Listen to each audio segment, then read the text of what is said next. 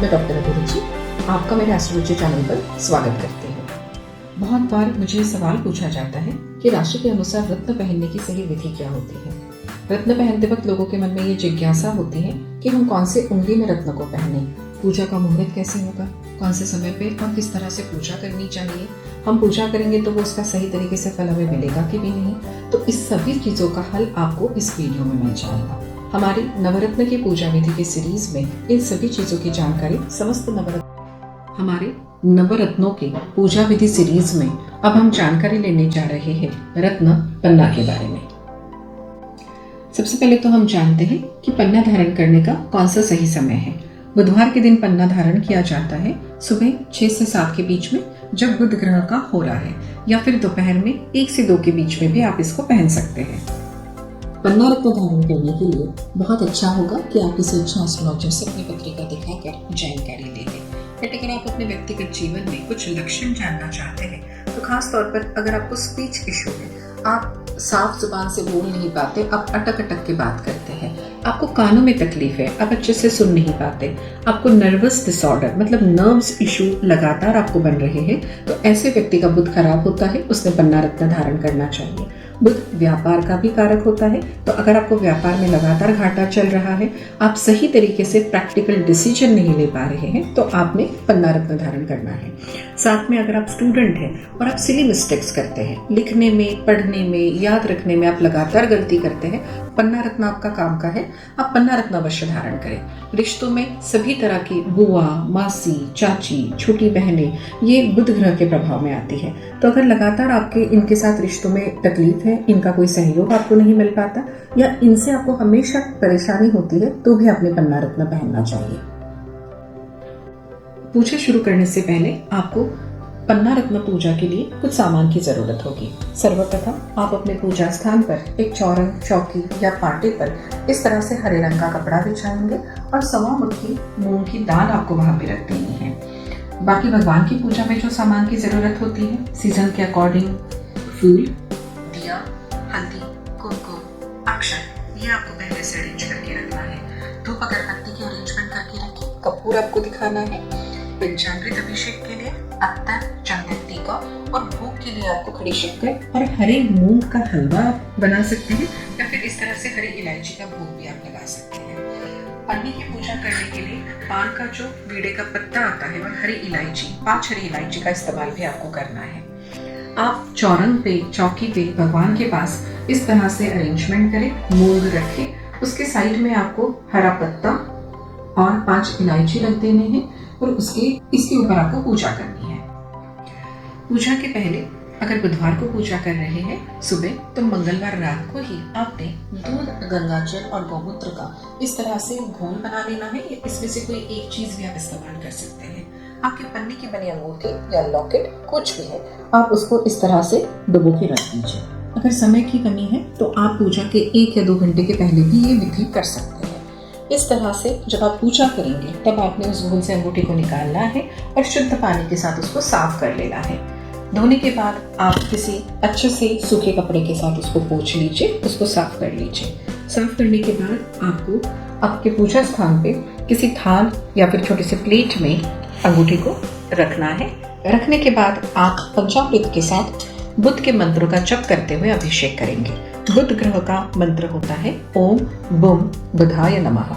ओम बुम बुधाय नमः ऐसा बोलते बोलते आप इस पर दूध पंचामृत से अभिषेक करेंगे। ओम बुम बुधाय नमः, ओम बुम बुधाय नमः, ओम बुम बुधाय नमः, इस तरह से मंत्र आप बोले और 108 बार अभिषेक करें। अगर आप गिन नहीं सकते तो लगातार 5 मिनट के अभिषेक से 108 के ऊपर की संख्या हो जाएगी। अब आप इस अंगूठी को इस प्रकार से शुद्ध जल से सर्व करेंगे। यहाँ पे आपको शुद्ध जल से अंगूठी को फिर से एक बार धो लेना है।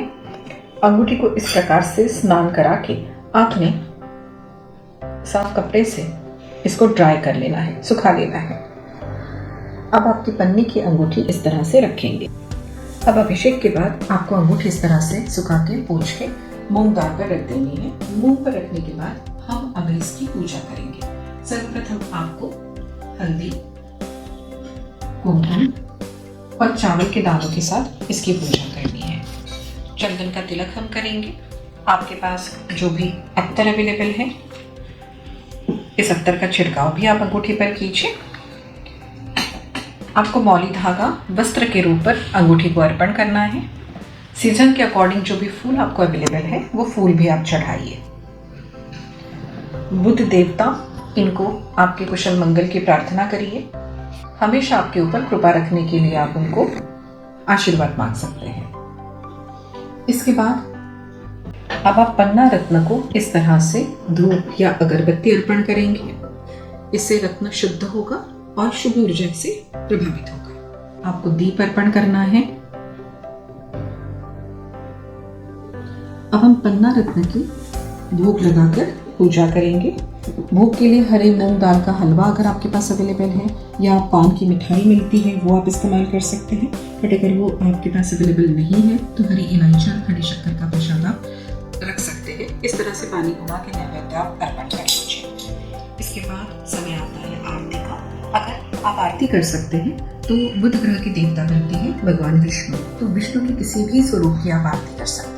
बट अगर आप आरती करने में असमर्थ है तो कपूर तो आपको जलाना ही होगा, क्योंकि कपूर में सामर्थ्य होता है किसी भी वातावरण की शुद्धि करने की और नकारात्मक ऊर्जा का प्रभाव खत्म करने का। तो आप अगर इस तरह से चांदी की छोटी सी कटोरी है या फिर आपके पास प्लेट है तो उसमें कपूर जलाइए। नहीं तो अगर नहीं है तो आप किसी भी चीज में कपूर जला सकते हैं। अब हम कपूर अर्पण करेंगे।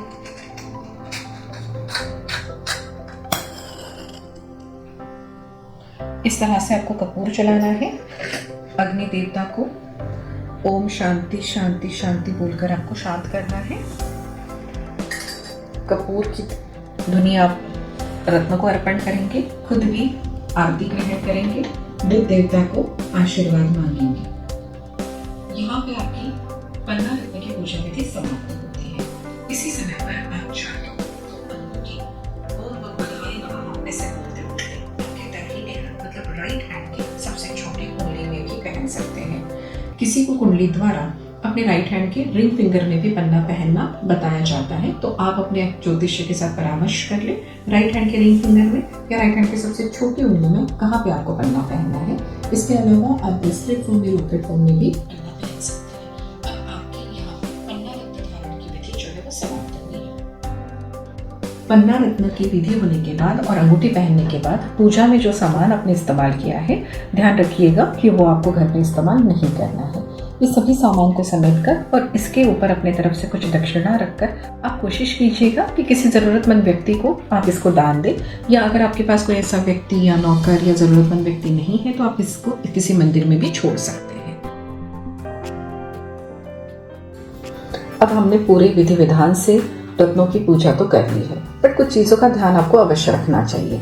अगर कितनी भी पूजा करके आपने महंगे से महंगा रत्न पहना है, बट अगर इन चीज़ों का ध्यान नहीं रखा गया है तो उस रत्नों का लंबे समय तक अच्छा प्रभाव आपको नहीं मिलेगा।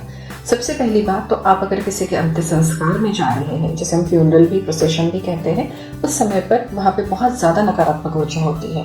राशि के अनुसार उस ग्रह की प्राण प्रतिष्ठा आपने उस रत्न में जो की है, वहाँ पे अगर आप अंगूठी पहन के जाते हैं तो वो रत्न का प्रभाव संपूर्णतः नष्ट हो जाता है। तो सबसे पहले आप ध्यान रखेंगे कि किसी के अंतिम संस्कार का न्यूज़ जैसे ही आपको मिलता है, जाने से पहले आप अपनी अंगूठी अपने भगवान या पूजा स्थान में रख दीजिए। वहाँ से जैसे ही आप आते हैं, हिंदू संस्कार में होता है कि आपको नहाना जरूरी होता है। आप सबसे पहले नहाएंगे, नहाने के बाद भगवान को आके हाथ जोड़ेंगे। हाथ जोड़ने के बाद आपको अंगूठी अपने लेफ्ट हैंड में लेनी है, जो कि हम रिसीविंग हैंड कहते हैं। इसमें आपको अंगूठी रखनी है, आपको राइट हैंड से उसको कवर करना है। 5 मिनट जो भी रत्न आप पहन रहे हैं उसका राशि का मंत्र आपको बोलना है, डिस्क्रिप्शन बॉक्स में मिल जाएंगे। 108 बार वो मंत्र बोलने के बाद आप अपनी अंगूठी रिस्पेक्ट मतलब जिस भी उंगली में आपको पहनने के लिए बोला गया है वहाँ पे आप उस अंगूठी को धारण करेंगे। रत्न के लिए कौन सी चीजों का दान करना चाहिए ये भी दिया गया है। आप वो विशिष्ट दान मंदिर में जाके कुछ भिखारियों को, गरीबों को दान कर दीजिए, ताकि आपने अभी पूजा करके जो अंगूठी पहनी हुई है उसका पूरा प्रभाव आपको प्राप्त होगा। तो किसी के अंतिम संस्कार में जाने से पहले आपको अंगूठी जरूर उतार के जाना है।